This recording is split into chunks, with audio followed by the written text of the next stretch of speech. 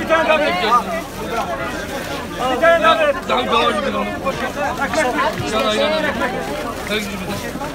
Poşet yok. Sıra buradan geliyor, buradan geliyor. Al al. Apo abi 3 tane değil. Al al. 3 tane. Al 3 tane.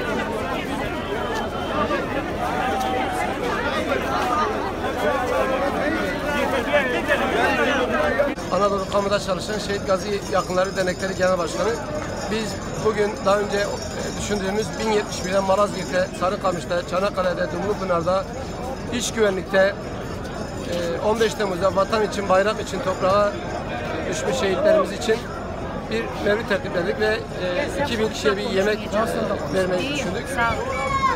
Büyükşehir Belediye Başkanımız Cumhuriyet Atilla Bey'le bu konuyu götürdüğümüzde Allah razı olsun emeği geçen herkesten hayal dediler ve bugüne geldik. Bugün şu anda burada 3 hatim indirdik. 25 yüzle beraber Anadolu'yu bize yurt yapan bütün aziz şehitlerimizin ruhuna hediye eyledik.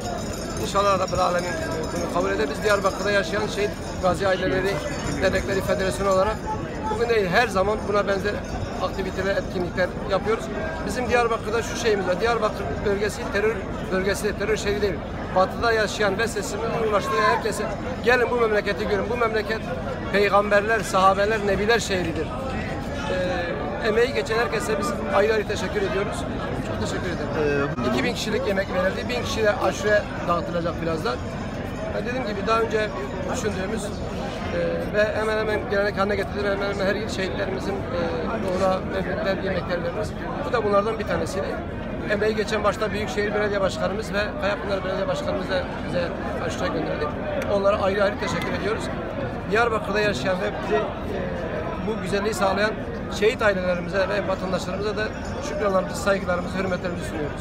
Öncelikle ben şehit annesi Sultan Bil'den ben Cumali abime çok teşekkür ederim ve çok saygı sunuyorum ona.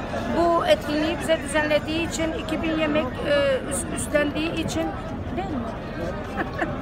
Çok teşekkür ediyorum. Bundan sonra bu gibi faaliyetlerimizin devam ettirmesini de onlardan bekliyoruz yani.